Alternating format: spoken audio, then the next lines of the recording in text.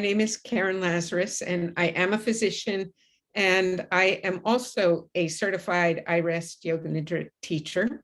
And it is through my teaching iRest and my own interest in helping caregivers, which I include teachers as caregivers, really helping them to focus on self-care so that we can interact appropriately with the young people that we serve. So that and so through iRest, I learned about Jabu Mind and have been working with Jabu Mind over the course of the past year and a half now. And it is a really wonderful thing that I do that I tremendously enjoy. So I'm going to share my screen. And for this presentation,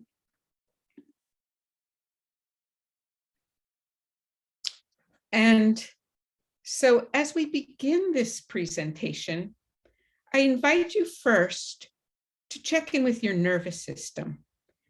And if you're not quite sure how to do that, I'll offer you some suggestions. So I invite you to just turn your attention inward into your body and start to notice your heartbeat. Notice whether it's beating fast or slow or in between.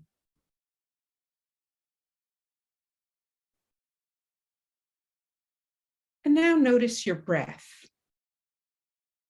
Is it fast or slow, shallow or deep, or in between?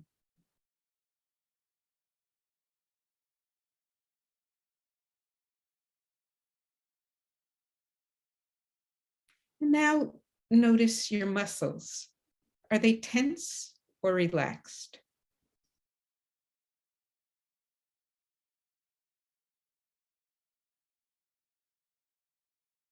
And your gut, is it settled or is it sending you any messages?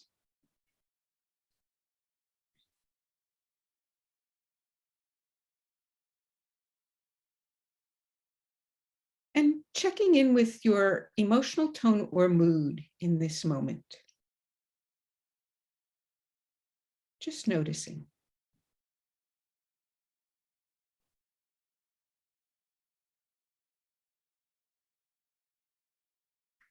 And your mind. Are your thoughts racing? Or is there any space between the thoughts?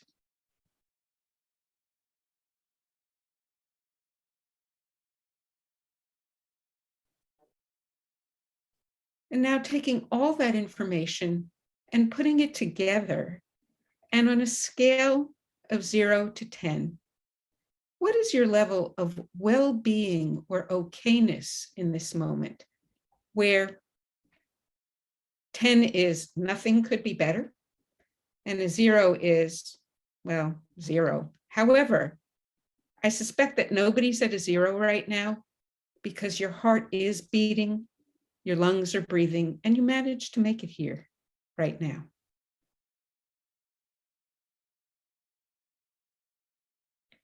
Now putting that information aside and start and bring your attention to your feet. Notice sensations in your feet. If your feet are touching the floor, notice that.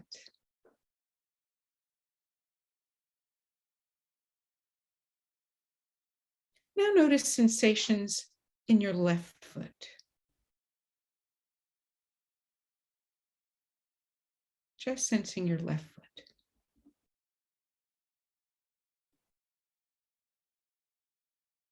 Now notice sensations in your right foot.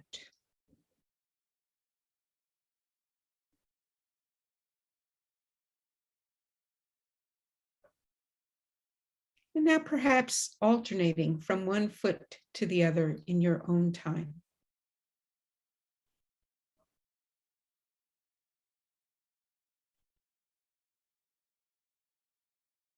and coming back to both feet.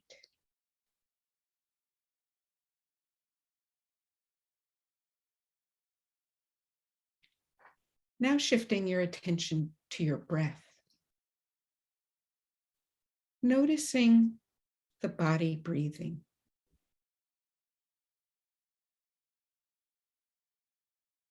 Perhaps you might feel the air flowing through the nostrils. Or perhaps you might feel the air filling the chest or belly.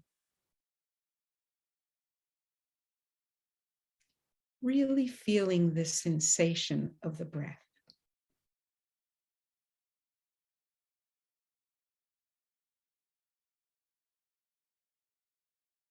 And perhaps you might try deepening the in-breath slightly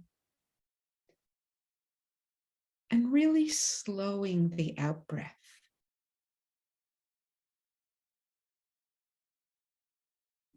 Feeling the sensation of the deeper in-breath and especially the long, slow out-breath.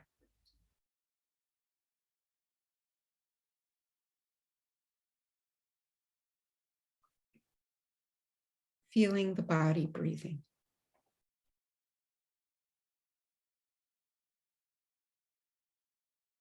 And taking a couple more slow, deep breaths. And then starting to bring your attention back.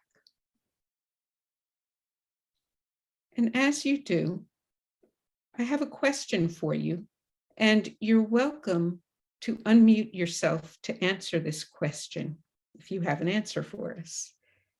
And my question is, as you participated in this nervous system check-in and the sensing your feet and the breath, what did you notice?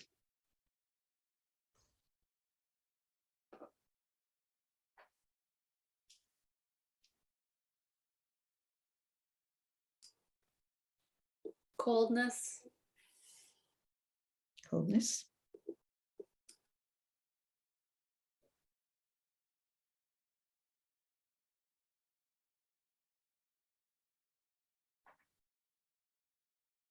Anybody else have anything they might like to share about what you noticed?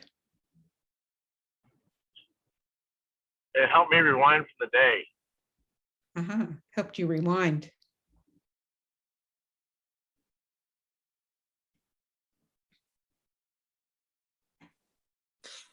It helped me become present to this moment and let go of all the other thoughts and busyness that I was going through before I sat down to this. So in letting go of the thoughts, am I hearing it kind of slowed your mind down? Yeah, it did. Okay, so all of these, this nervous system check-in, the sensing the feet or any part of the body, and the breath, these are practices that can be helpful for people who experience chronic stress or trauma. So we come into this world hardwired to connect. And in fact, our lives depend on it.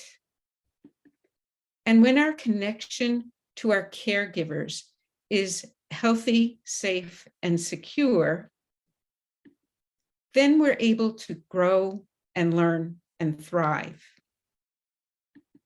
However, when that connection to our caregivers is not healthy, safe, or secure,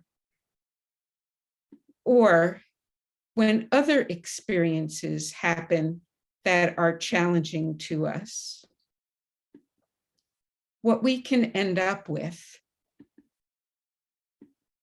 is chronic stress and trauma. And the more adverse experiences we have early in life as a child, the more and especially if those adverse experiences, the perpetrator is one of our caregivers or somebody on whom we are dependent, then that is more likely to affect us long-term, particularly in our interactions with other people.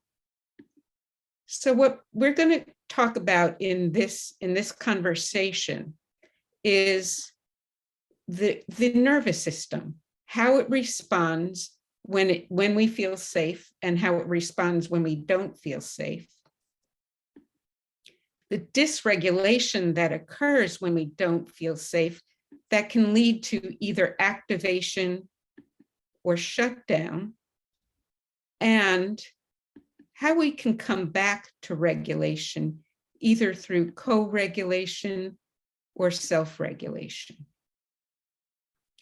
So I'm going to start with the nervous system, particularly the autonomic nervous system, which is the part of the nervous system that controls all of our automatic functions, the things that we don't have to consciously pay attention to because they happen automatically.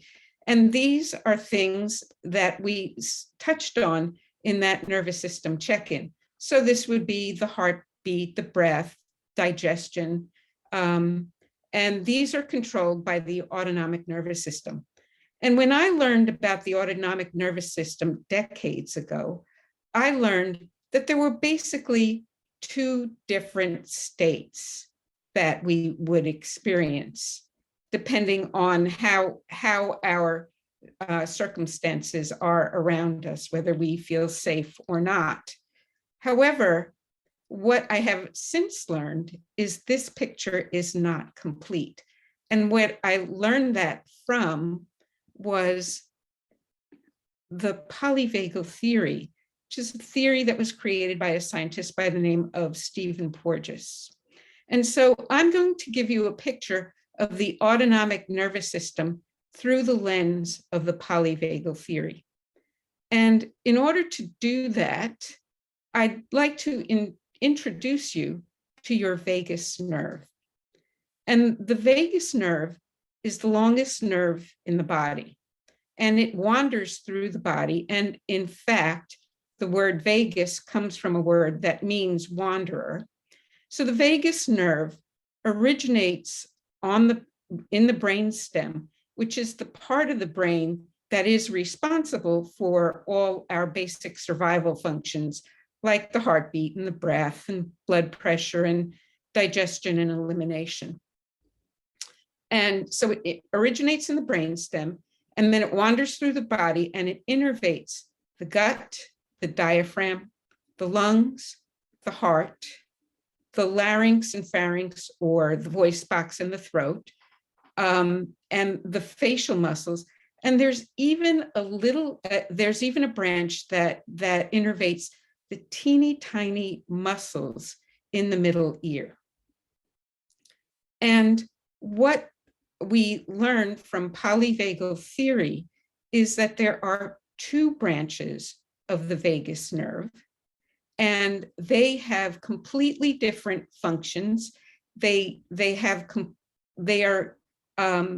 respond to completely different cues, and they create two completely different physiological states. So one branch responds to cues of safety, and in our interactions with other people, it enables us to be connected to other people. The other branch responds to cues of life threat, and it gives us a completely different physiological state. It takes us out of connection to other people, and it sends us into shutdown. So these are two branches of the vagus nerve are one part of the autonomic nervous system, and the other part of the autonomic nervous system does not originate in the brainstem. It comes from nerves that come off of the spinal cord, responds differently to cues of danger, and it gears us up for fight or flight. And a very important concept from polyvagal theory is the concept of neuroception. And what neuroception is how our nervous system determines whether situations or people are safe, dangerous, or life-threatening. And so the nervous system is constantly 24 hours a day, 7 days a week, even while you're sleeping, it's scanning our environment to answer one question. And that question is, am I safe? And if you are not safe, it sounds the alarm. And the important thing to know about this neuroception is that it occurs below the level of conscious awareness.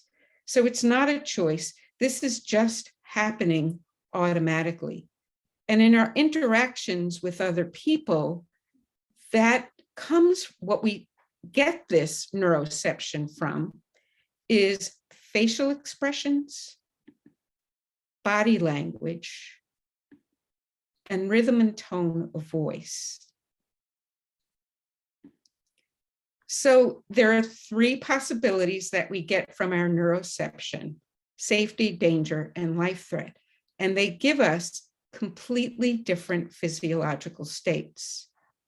So when things are going well and we're interacting with other people and basically we feel safe, then we are able to socially engage with other people. And we are getting that from the other people's facial expressions, body language, rhythm and tone of voice. And so we can then respond and demonstrate that we feel safe through our own facial expressions, body language, and rhythm and tone of voice. Now, let's say things change a little bit and we're starting, maybe things are kind of getting a little bit challenging. We can still use our facial expressions, body language, and rhythm and tone of voice to negotiate a change to come back to a sense of safety. However, if things really deteriorate to the point where our nervous system is thinking, maybe I'm in danger, then we get mobilized for fight or flight. And if things become even more challenging and the nervous system has this sense that I'm not going to be able to fight this off, I'm not going to be able to run away from it, then we can become shut down or go into a freeze response. And again, this is not a conscious choice. It's all happening unconsciously and automatically. And so, it even affects what we hear, because as I mentioned before, a branch of the vagus nerve innervates those tiny muscles in the middle ear. So when we feel safe, we can hear human voices normally. However, if we don't, then that changes the function in the middle ear, and we actually get tuned into high-pitched screeches or low, deep sounds, and which are the sounds that predators. And so it becomes harder to hear normal human speech.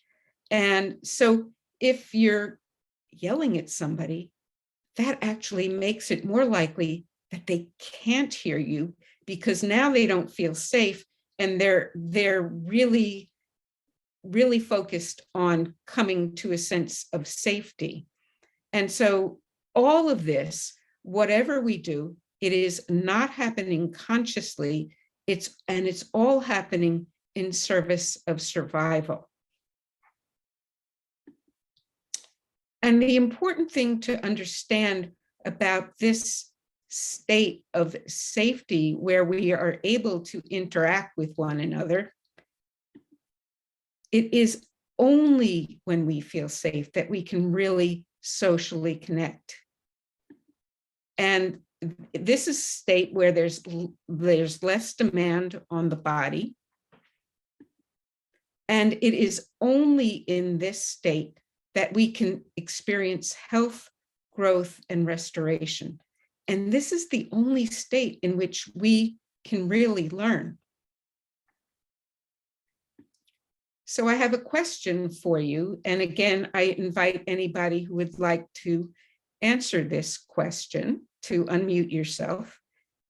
And my question is, in this state, what words describe how you feel when you are in this state?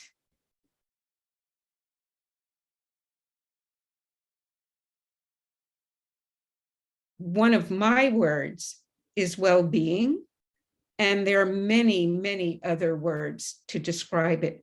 So how would you, in your words, describe this state?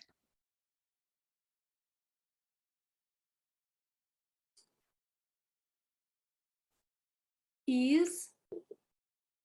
Was that peace or was that ease? Ease. Ease. Okay, thank you.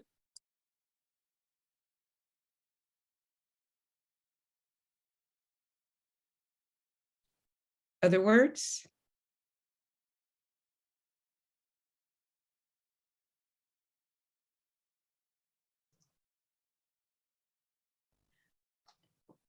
Quiet. I'm sorry. I'm so sorry. Quiet for me. Quiet. Uh-huh. And for me, it would be connected and engaged. Connected and engaged. Relaxed. Relaxed.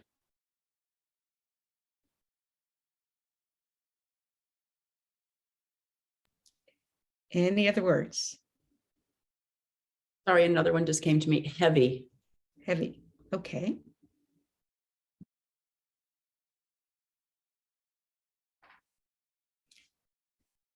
Okay. And so in this state of activation, what words describe how you feel when you're in this state? Stressed. Stressed.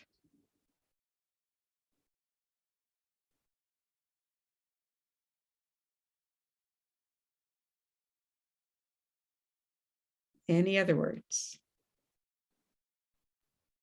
Rushed. Rushed.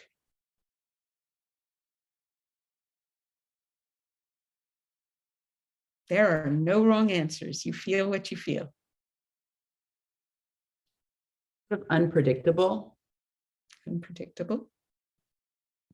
In the chat, I see tense, on edge, frazzled, hot tight throat.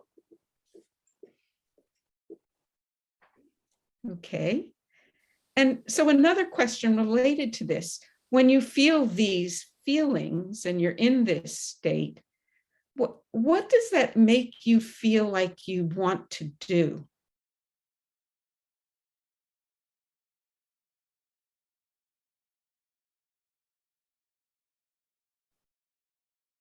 Anything in particular come to you? Get away. Move away.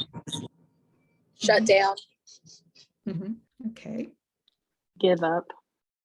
Give up. Mm-hmm. Be defensive. Mm-hmm. Defensive, yeah. Keep the peace. Mm-hmm. Okay. And these are all normal reactions in this state. And how likely do you think you would be to be learning if you're in this state, or how likely if your students, if as a teacher, is it likely for the students to be able to sit still and focus if they're in this state? Yeah, and I see some shaking of heads, and this is normal that they would not. Yes.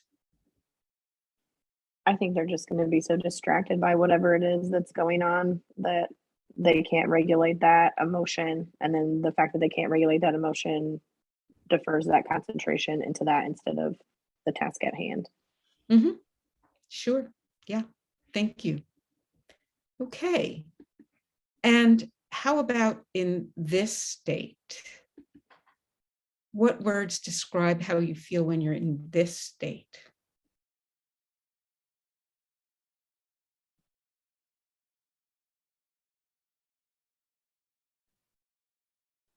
Hopeless. Hope, was that hopeless? Yeah.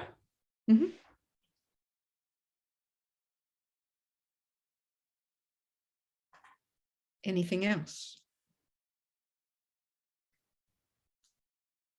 Coming in on the chat, despair, suffocation, wanting to give up,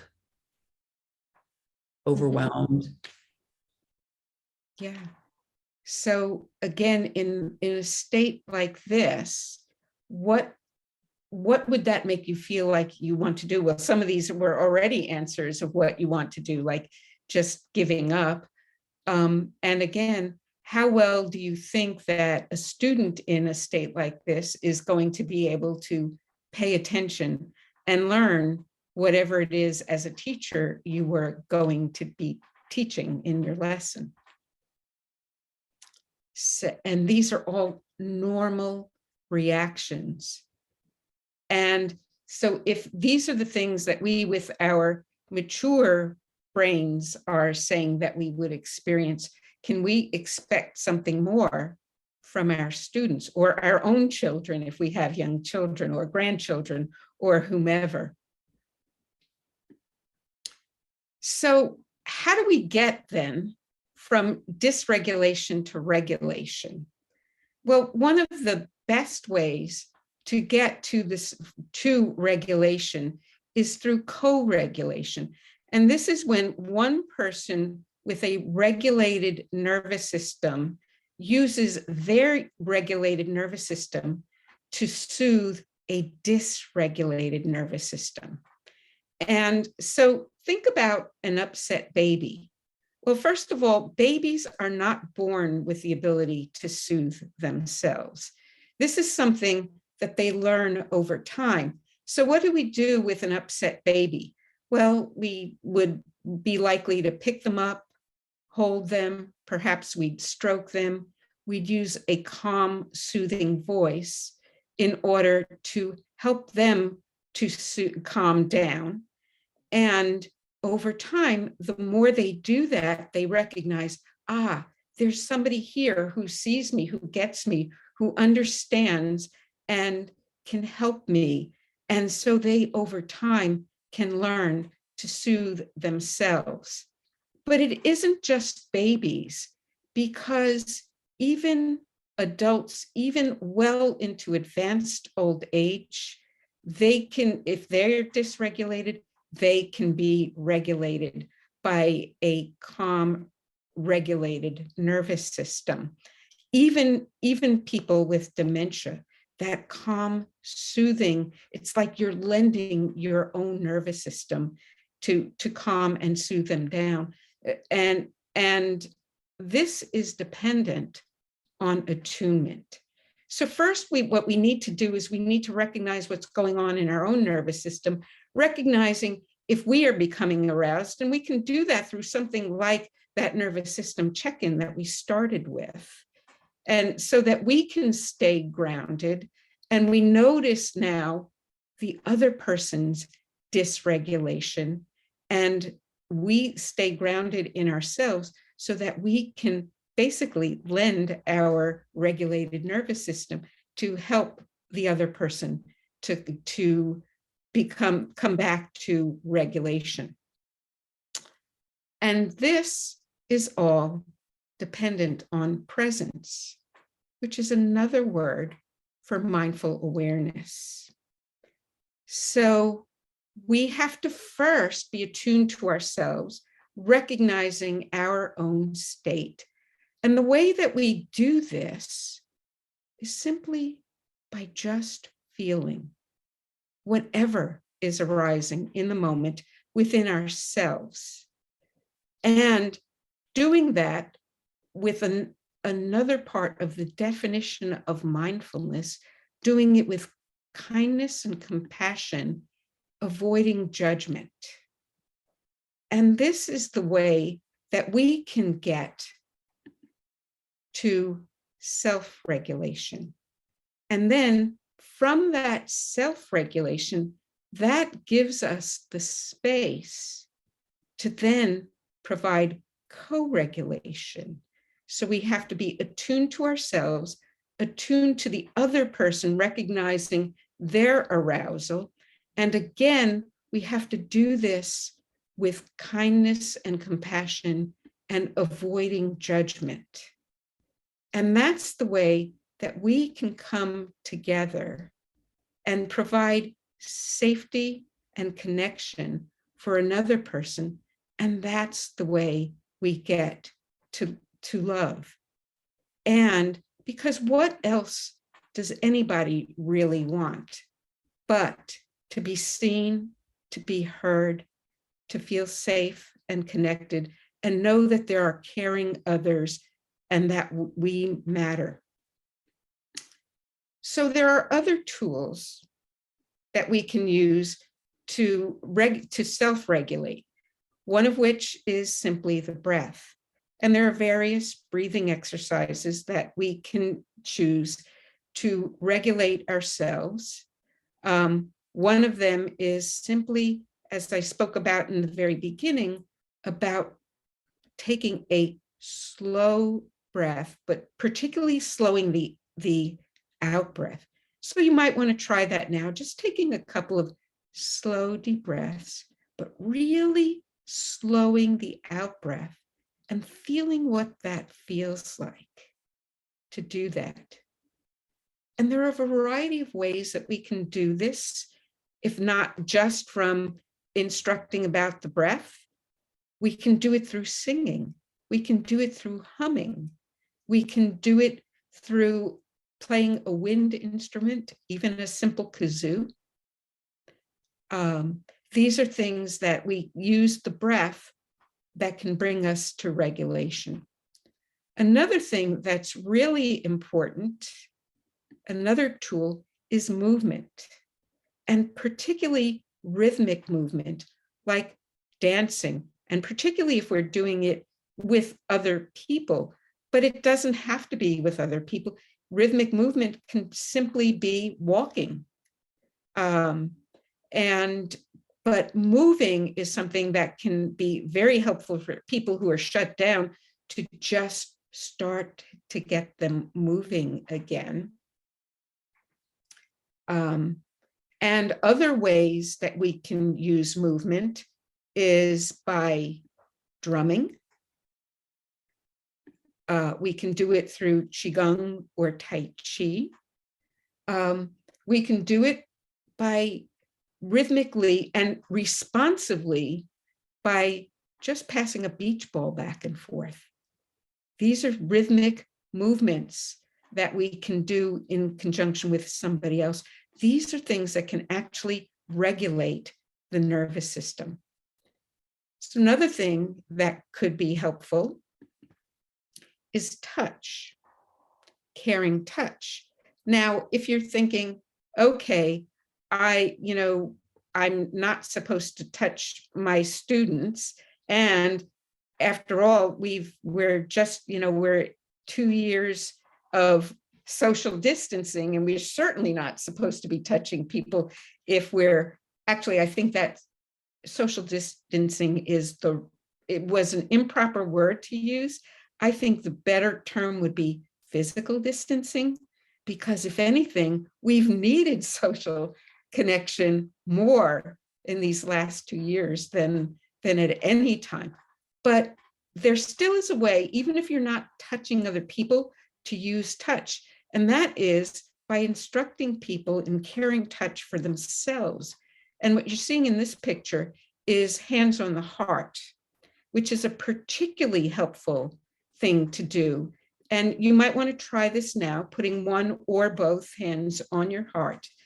what that does is it releases the hormone oxytocin, which is a feel-good hormone, which is actually the hormone that women in labor release so that their bodies can open up and they can deliver the baby. But it isn't only women in labor who have oxytocin. We all have oxytocin at all times, just different amounts at different times. And putting a hand on the heart can release oxytocin. Another thing that can be helpful is yoga or meditation. Now, as I mentioned, I am a certified I-Rest Yoga Nidra teacher, as is Jill. And there is a reason that I've trained in a variety of different meditation practices and different mindfulness programs. And the reason that I have really focused more on Yoga Nidra is because, and particularly I-Rest Yoga Nidra, is because it is more than mindfulness. It absolutely includes mindfulness, but it includes something more. And in I-Rest Yoga Nidra, we include one of the steps is something that we call an inner resource of well-being. And this is something that we teach people to develop for themselves, something that gives them that inner sense of well-being, which is actually bringing them to a sense of safety.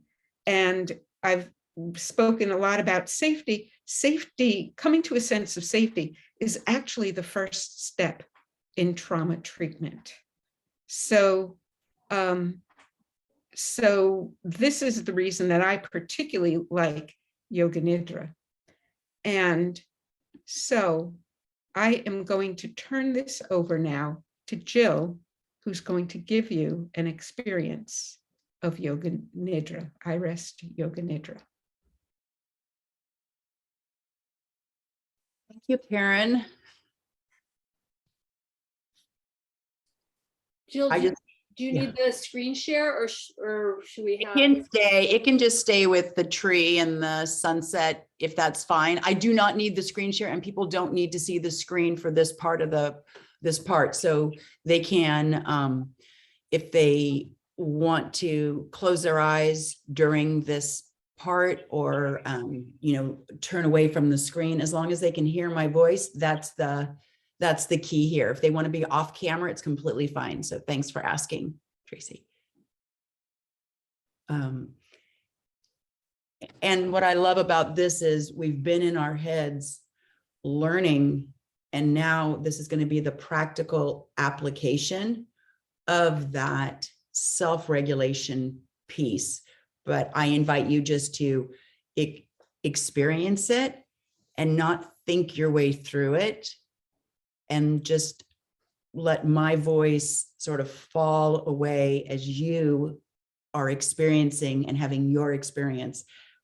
And if you get somewhere and you are wanting to stay there, you don't need to stay with my voice as I lead you to the next thing. So I'm going to touch on 5 parts of the I-Rest and give you 5 tools, and then you'll have a chance to share or not, but they'll be with you, so you will have them. And that's the best part. So get as comfortable as you can wherever you are. So if you can't, this is, you can be on the floor, you can, depending on where you are, you can put your feet up, get comfortable in your chair, wherever you are, in whatever feels the way your body can be the most at ease right now. So I'm just going to give you a minute to feel into how you want to be.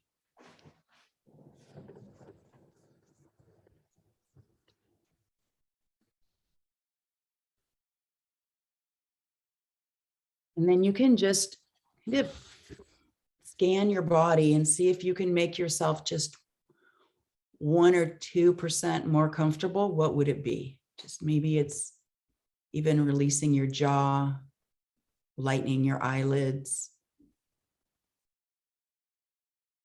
making a really small movement. Just whatever feels right. I invite you for the next 20 minutes just to be curious. It's you with you. And there is no, and that is the perfect way to be. There is no other way you are supposed to be. So take a moment and check where your breath is. And we did this earlier with Karen, but every moment it's different. So just being curious where it is for you right now. Again, no right way. However you find yourself.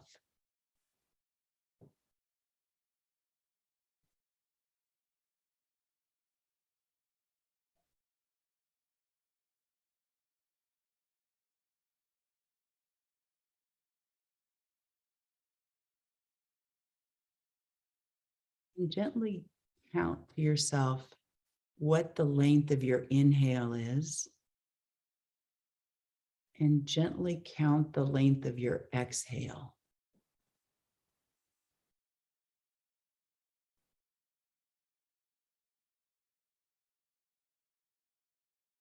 So your inhale might be 5 and your exhale might be 3. I'm not saying it is, whatever it is for you, but bring those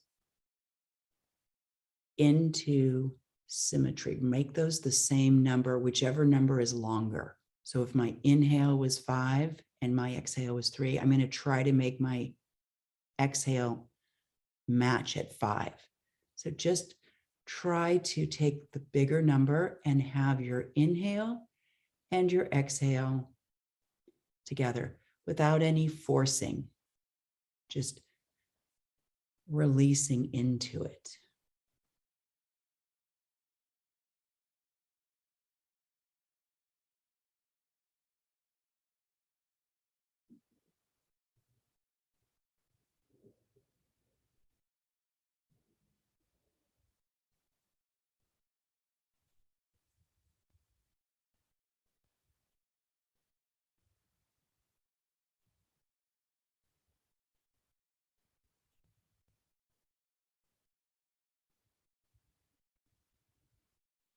Just seeing how that feels, just taking note.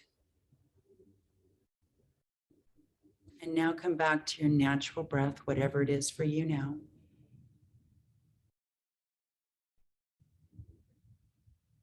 And see if, again, just being curious, if you're lying down, see if the whole front of your body can inhale and exhale through the back body. If you're sitting up, see if the front of the body inhales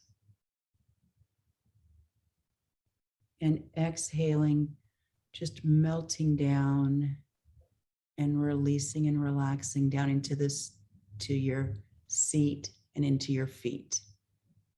Just see how that feels. Inhaling, filling up, and exhaling, letting go.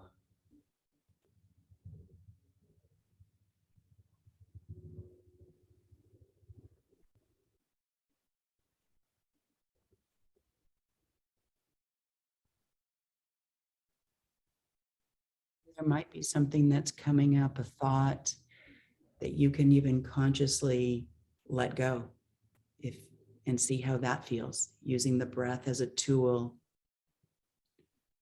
to release some thought so that you can take this time for yourself.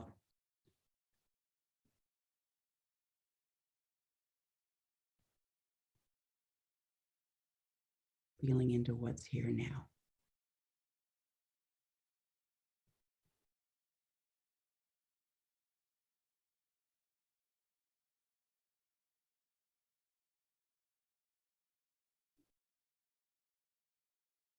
Just see how the body feels now after that little bit of breathing. And now I'm going to invite you to journey and be curious into what your inner resource is. So that's just what we call inner resource. It's just a place where you feel this sense of ease and well-being, quiet, connected, engaged, relaxed, whatever it feels like for you. But invite in an experience.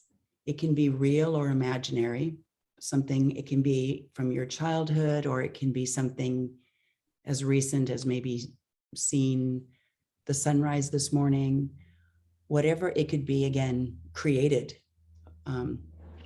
with, I don't know, maybe playing on the NBA team and being the star player, whatever it is for you that makes you feel completely at ease and relaxed, and invite in that image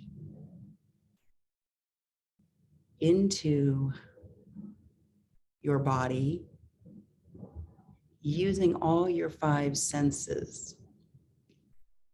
So, what are you seeing? Is there a taste? For example, was it an ice cream and you're tasting this ice cream? Is there a temperature or touch? Are you walking in nature on leaves? What is the tactile? Is there a scent? What are you hearing? Use all your 5 senses to really embody this inner resource. Are there birds chirping? Whatever it is for you, just do you feel the touch of your pet's fur under your hand?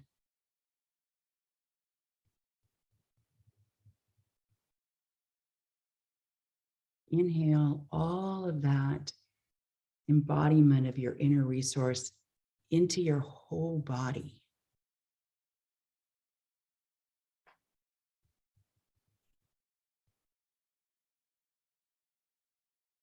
See if it can fill your gut. See if it can go down to your fingertips and toes.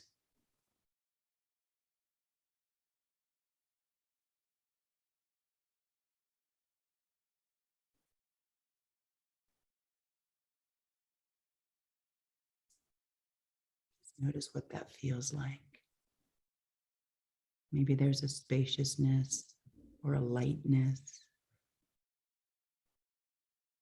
or an effervescent bubbliness. It's different for everyone. So just being with your inner resource is perfect for you.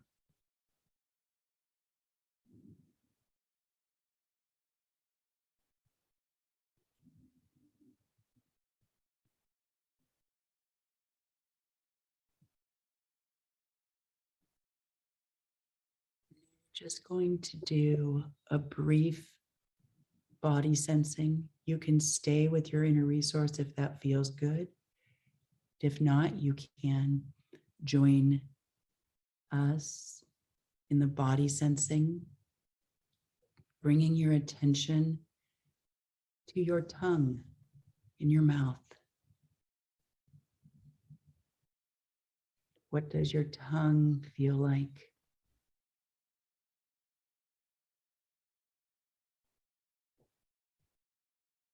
Heavy, tight, numb, or maybe nothing at all. That's okay. And where the tongue goes back and joins the jaw, how does the jaw feel?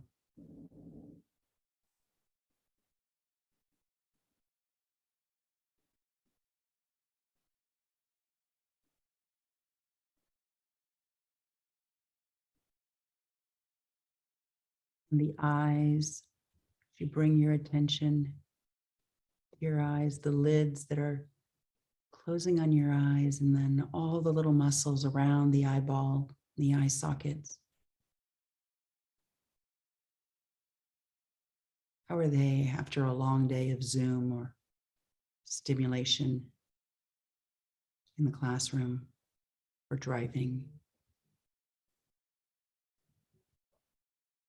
And then the temple and the forehead, your eyebrows.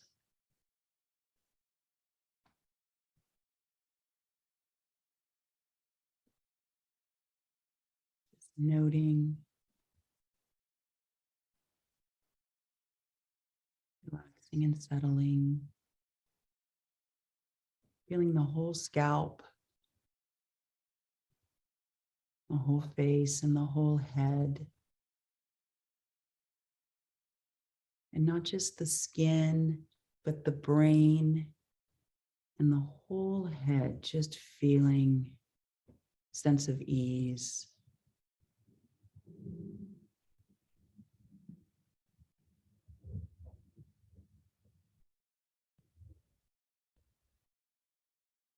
And then following that down through the throat, the back of the throat and into the shoulders. Noticing how the chest is feeling, the back of the neck.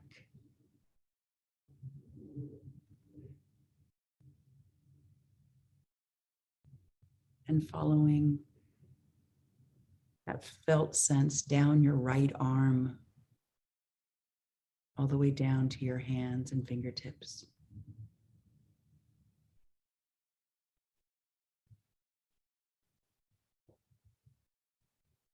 And giving yourself permission just to be here right now, this moment in time. Being curious and taking care of what your body wants to say to you. Coming to your left shoulder and down your left arm, wrist, and fingertips.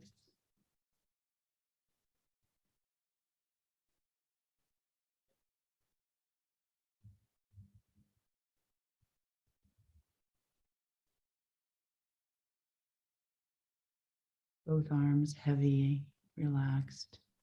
Coming back to the torso, to the upper chest, just feeling in there.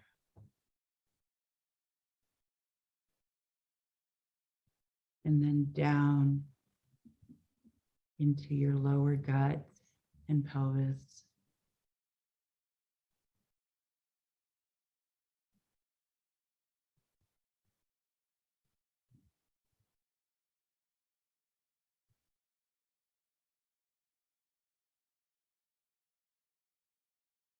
Bringing your attention to your right buttocks and upper leg and knee and lower leg and ankle and foot.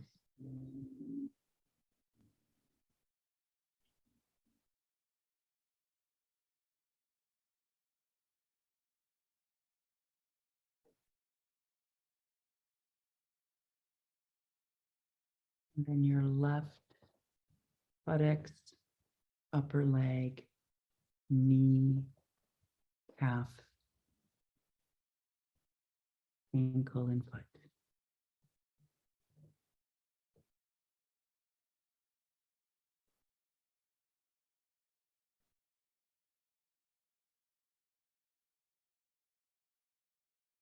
Feel the whole body breathing.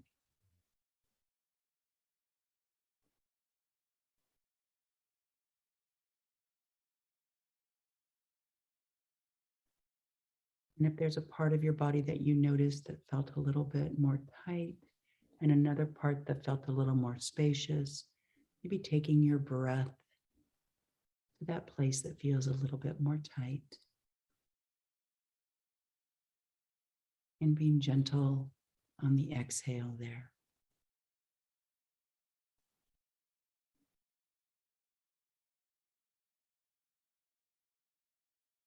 Now coming back, bringing your attention to your sternum, your chest, breathing into your heart center.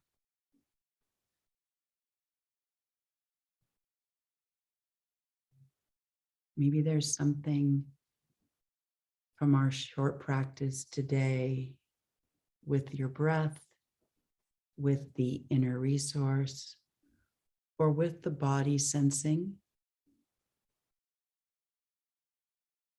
that you feel grateful for.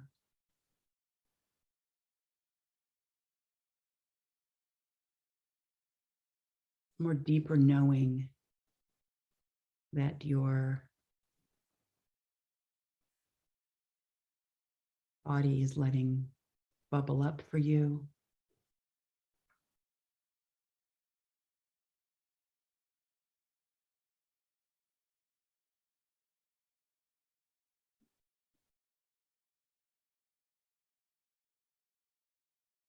Maybe there's something in your broader moment in time right now that you, in this present moment that's coming up, that you're grateful for.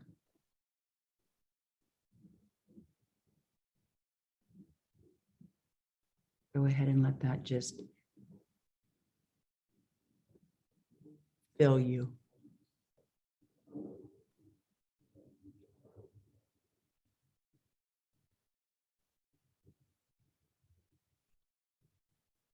And how does that feel? If it felt good, maybe do it again. Maybe there's another thing that you're grateful for, and just soak it in. This is your practice.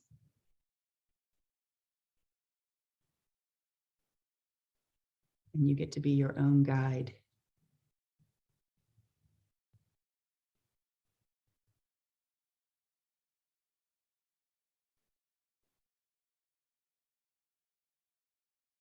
And now, as we prepare to close our practice, maybe there's some intention or something that you discovered, or maybe something that is coming up right now that you want to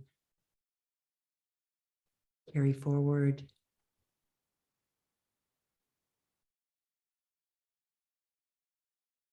Into your day or evening or into your life. Something speaking to you.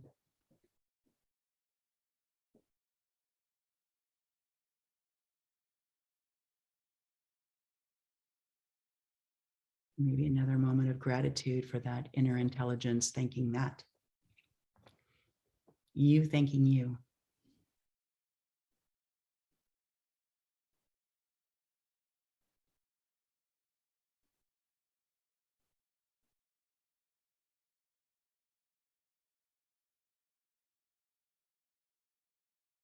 Now you can gently feel yourself in your room, back in your room. Feel yourself in your chair or on the floor, maybe feeling the clothes on the body, the air on the face. Sort of bringing yourself back into this moment, wiggling your fingers or toes, fluttering your eyes open and closed. I like to come back really slowly. And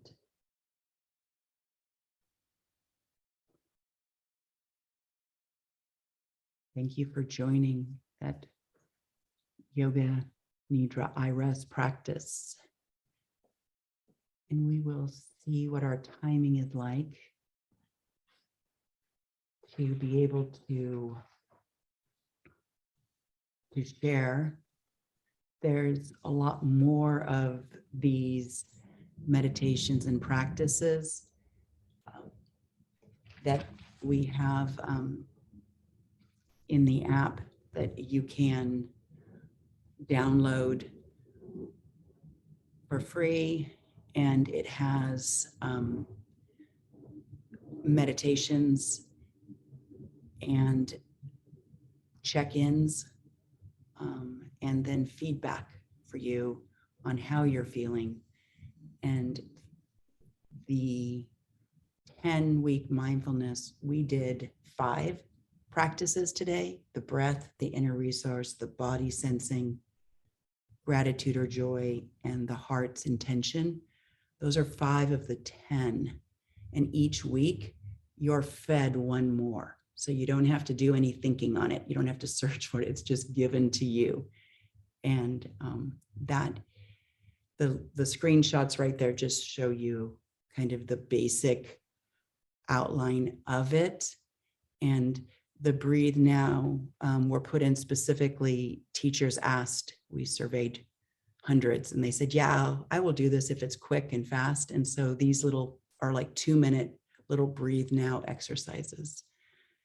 And then the teacher's feedback was also if it has to match my day. So there's a start your day in the morning, a break time meditation, a release your day when you're going home, and then a bedtime, which is actually the most popular of all the teachers that use the app. But I don't want to bias anyone. And the weekend is a longer practice, but that is available. And I don't know, I want to save time for Q&A and anything else. So that's, Thank you, Jill. of course. Yeah, I just know how processing always helps me when I mean, especially if you're new to iRest and Yoga Nidra. So I'm wondering if we can go into a, just like a 4-minute breakout room, and I'll do like rooms of 3 people. Or do you have a prompt that we could discuss going into the room? And then when we come out, because sometimes that can even helps process what questions we have when we can chat with 1 or 2 people. And then we'll take about 5 minutes or so of questions after that. How's that? Sure.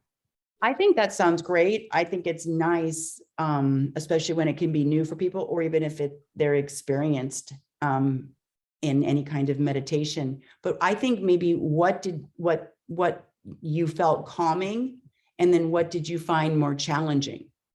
So that way there's maybe just a discussion around that. That way But yeah, welcome back, everyone. And did anyone want to share a question that came up, or just maybe something somebody shared in your group that you would like everyone to benefit from hearing?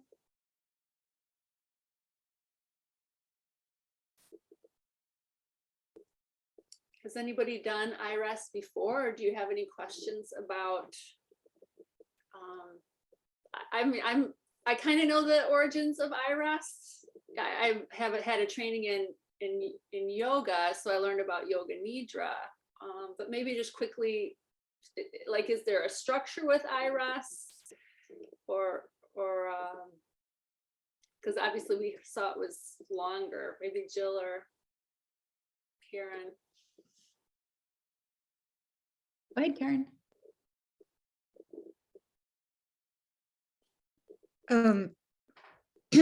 It's well, iRest is a modernized, secularized version of an ancient Yoga Nidra practice.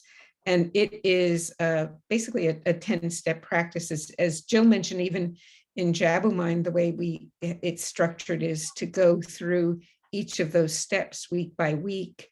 But as I mentioned in my presentation, it has mindfulness in it, which through body sensing and breath sensing, and and we also look at emotions and thoughts, but it's just more, to me, it's more than mindfulness, and that inner resources is particularly what I find especially healing in trauma. Although it all is, every bit of it is. So yeah, it is. Yeah, I was gonna say, I feel like from my personal experience with it, it almost is like the subconscious meeting the conscious mind, or somehow they're connecting, that intention you bring in, I used it. I had a very powerful experience doing it to help me get pregnant after a 7-year journey. So Yoga Nidra, I bow to it and its healing properties. And I know you and Jill have probably had powerful experiences with it too. Mhm. Yeah, the word nidra means sleep. It's sometimes referred to as the sleep of the yogis, and it puts you in a state that's somewhere between sleep and wakefulness, which is a very healing state that gets into the subconscious, even if you think you fell asleep. In many cases, you did not, because you, especially if you come right back at the end, that tells you weren't asleep, even if you think you were, even if you heard yourself snoring. So. That's interesting, because in my yoga training, there were often people snoring. It was, yeah, that's good to know. Anybody else have a question about, and I know Karen, when they originally proposed this session, it was for our annual conference, the Educating Mindfully conference. We just had our 4th annual, and it was a proposal for a 3-hour workshop. So Karen can go a lot deeper, and maybe Karen, it'd be helpful. Is there a resource or a book that someone maybe could learn more about polyvagal theory if they wanted to learn more, or something you would recommend? There are definitely books about polyvagal theory. In fact, a couple of them have just recently come out, and I don't even know all the titles, but the 2 really good people to look for would be Stephen Porges, who created the polyvagal theory, and another person who's written some really wonderful stuff that even simplifies it even more. Her name is Deb Dana. And it's really being applied to so many places, to education, to healthcare, to all kinds of different settings, to help us to really understand these are normal reactions, the things that we do, and the question is, what we really need to do is just simply bring kindness and compassion to one another, rather than thinking that people are always trying to manipulate you. I mean, we're trying to be safe. That's all our nervous system really wants, really. Safe and connected. Yeah. And I can't say enough great things about the JaboMind app. We're always doing shout outs, especially since it's just for teachers. So, and you can feel the love when you're listening, and just it's like personalized meditations for you, for, if you just have a few minutes during lunch, or again, my favorite are at the end of the day, like Jill said, most people's are, but to definitely on your iPhone, check in and try it out. And what are I know you can do a premium version too, Jill. Just go over maybe quickly. Yeah. So can you hear me? Yeah. So I love it. Kyle's already downloaded it on his phone. Thank you. Awesome. And don't hesitate to reach out to us. Our emails are jill@jabumind.com, and Karen, same thing. Karen at, and what we have is the first 2 weeks, we went ahead and made all of the premium content for the weeklies, the start your day, that weekly lesson where you get a start your day, a break time, a release your day, a bedtime, and a weekend, all free for the first 2 weeks. And then after that, the premium is $1.99 a month, but it will continue on to give you all of those, but there's still free meditations that are downloaded, but to get the full the full premium, it is that $23.99, and that gives you we have it where it's you can get PD with it. We did do research, and the research did show that teachers who used it had higher self-efficacy, lowered stress, and better sleep. So with UC Santa Barbara and Southeastern Louisiana, so we had 4 studies where they used the app daily. And so that, but the lesson will repeat the whole week. So when you download it and you get the same thing, like let's say you download it today and today is Tuesday, you will have that same start your day until next Tuesday. And then you're going to get, so you, because teachers are like, don't give us too much. We're busy. We know how busy you are. Like, just give us a whole week. So you have a whole week to get through those 5 for that first lesson. And then the next week, the next lesson comes. So don't be confused. If you're like, wait, I just listened to the start your day yesterday. That's because, and then you get little elephants. Like that's our little, you can get little elephants and you can like, I don't know, feel Yeah, Jabbermine means, triumphant. yes, But right? What is it? Jabbermine means rejoicefully, or no? yeah, we did some SEO work. Yeah. And Jabu means happy in Siswati and Zulu. So Jabu means happy. So it's happy mind. Awesome. Thank you, Jill. Yes, it's such a gift. So I definitely want to shout you out for all that work you've done with the app. Well, and everyone who's come forward and helped, because to be honest, without that, it's a whole globe of volunteers that have, that are certified IRS teachers that have contributed meditations, Karen being one of them. So